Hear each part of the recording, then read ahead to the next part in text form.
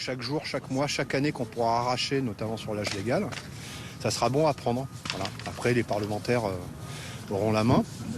Mais là, on a un rôle à jouer pour à la fois assurer des nouveaux droits pour les salariés, ou en tout cas des rectificatifs positifs pour eux, et l'équilibre financier. Ça compte aussi. Donc, on a des idées, on en avait déjà en 2022, on n'a pas changé. Chacun peut faire des efforts.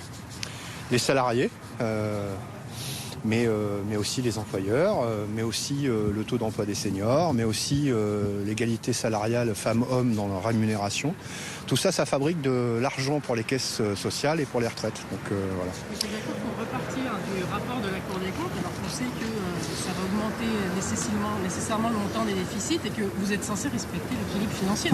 Oui, mais par exemple, pendant le conflit, quand j'interrogeais des salariés en leur disant il y a des gens qui parlent de chacun se débrouille avec de la capitalisation, c'est-à-dire que les gens payent le manque à gagner des retraites. Et je leur disais, si jamais on devait augmenter un peu les cotisations sociales, salariales et patronales, à hauteur par exemple de 2 € pour un salarié au SMIC pendant 4 ou 5 ans, au bout de 4 ou 5 ans, on dégage chaque année 5-6 milliards d'euros. Donc déjà, il y a une partie de la solution qui est trouvée.